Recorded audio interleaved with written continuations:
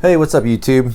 Dr. LaHue again, and I just wanted to talk a little bit more about the his needs, her needs, and today going a little bit deeper in the study with the concept of love busters. And this is the book, obviously you've probably already know about this book, but this is the book that started it all, His Needs, Her Needs. It's the book I referred to in the last video.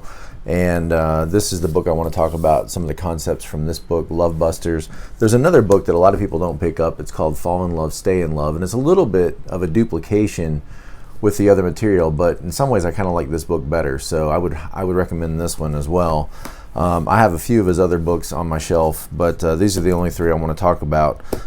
In this book, His Needs, Her Needs, you know, this is where we address those top 10 needs that we have in our relationships, and that was all covered in the last video. Just to summarize, let's see, to summarize them, affection, conversation, honesty and openness, financial, I forget the word for it, financial stability that we have, you know, we can pay our bills, and family involvement. Those were the top 5 needs for the wife, and the husband's needs were sexual fulfillment, the recreational companionship, physical attractiveness, domestic support, and admiration. And so those needs, we all have those, but as Harley noticed in his research, is they tend to fall in the categories of male and female. And the other concept from this Love Busters book is that, you know, when you think about meeting each other's needs, you are, in a sense, like putting coins into the bank. But you guys know as well as I do that, you know, it can be really easy to withdraw an account. So you make deposits in an account, and that's cool, and it takes a long time for you to develop, you know, any kind of amount in there. But it's easy to make a withdrawal. I mean, get stupid with your credit card, and you know, you can be out of money pretty quick. And so the same concept is true in our relationships, is that yes, we are investing in our marriages, yes, we are investing in those relationships, but it's easy to withdraw and make withdrawals from those relationships by our actions and by our attitudes. And so that's what the Love Busters book is all about, is before you think about putting coins in the bank, you need to make sure that you stop making the withdrawals. Or you might say, you know, you're putting water in the bucket, make sure the holes in the bucket are plugged. Make sure the holes in the bucket are filled so the water doesn't just run out. And so when you think about these Love Busters, the ones that have been identified, I think there's 6 of them, are selfish demands, disrespectful judgments, angry outbursts, dishonesty, annoying habits, and independent behavior. And so let's just take a second and go through those a little bit and explain those. Selfish demands, you know, is I want what I want when I want it, and it doesn't matter what it costs you. If you love me, then you'll meet my need. And so, you know, some people are very direct in the way they make their demands. Some people are more indirect and manipulative, but the idea is the same, is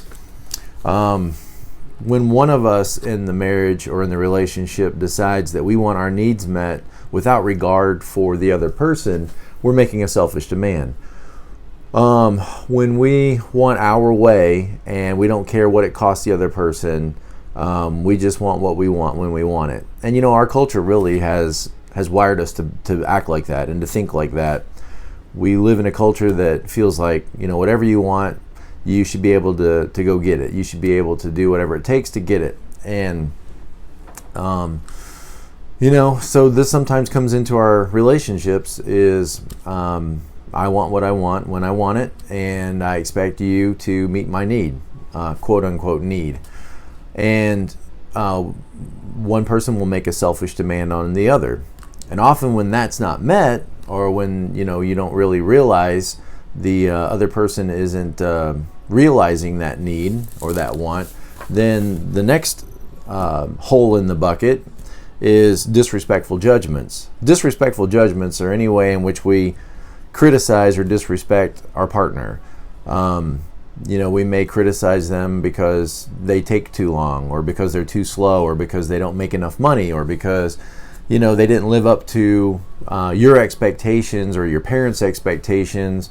We may criticize them on the way they dress, or the way they talk, or the way they look, and so we can sometimes escalate the problem when the person doesn't give in and do what we want them to do. Then we start becoming disrespectful and just nasty, just ugly with each other. And this has no place in a marriage and no place in a relationship. And it is exactly what Harley calls it, a love buster. It's going to destroy the relationship. And no amount of meeting needs, you see, no amount of meeting the needs of trying to show affection or trying to have conversation is going to make up for the fact that you've got a major hole in your bucket if you are disrespectful with each other and you're putting each other down and calling each other names and humiliating one another in front of the kids, for example. And so sometimes when a selfish demand is not met, then you'll see the couple, move to disrespectful comments, disrespectful judgments.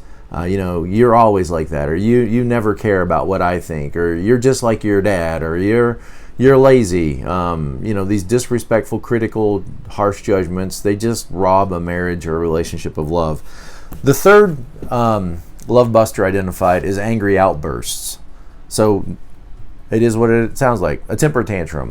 I didn't get my way, and you're bad, and you're lame, and you're lazy, and so I'm going to lose my mind. And so this is when people start throwing coffee cups or, punching holes in the wall or screaming. Or, sometimes with people, anger can look very quiet.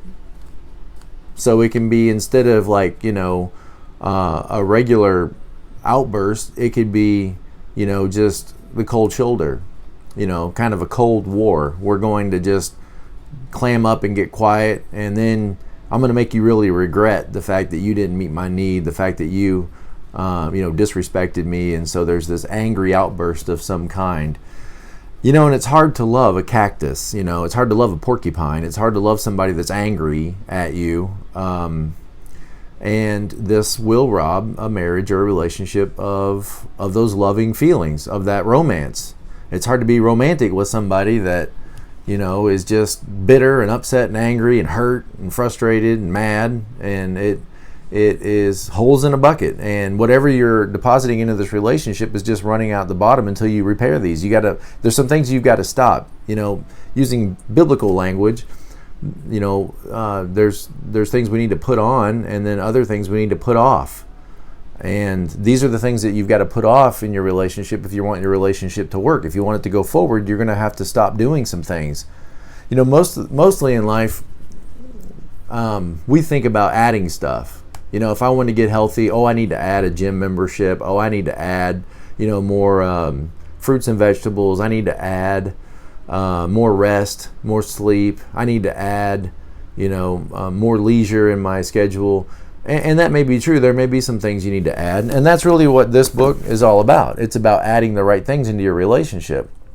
But what you'll find in life is not only do we need to add some things, but often we need to subtract some things. There's probably some things that need to go, some things that need to be gone out of our lives. If you wanted to get healthy, then there's probably some foods you need to scratch off your list that you just shouldn't be eating anymore. There's some habits or some behaviors that you need to stop doing, that you need to quit doing. There's some addition that needs to happen, and that's what the last video was all about. But then there's some subtractions that need to take place as well. Some things that you need to stop doing. It's hard to stop doing things, that are habits for us. That's why they're habits, is because it becomes normal to us. It becomes our daily operation and sort of our routine. But the cool thing is you can change your habits. Everything hinges on whether or not you change your habits. Habits are just what you do without thinking. You just wake up and you just get into this routine and you just do it. And, lots of studies have been done to show that you can change your habits. When you change your habits, you change your life. And so just because your dad, was disrespectful with your mom, that doesn't need to continue in your marriage. And just because, you did it yesterday doesn't mean it needs to be the way you operate today. You can have a better relationship. Think about it like this. You have decided you're going to marry this person, which if you meant that, then you've decided that this is the rest of your life. And your happiness is directly tied to the happiness of your spouse. So the Bible says that when you love your wife, a man loves himself. And so whatever attention you show to your spouse is only going to directly benefit you.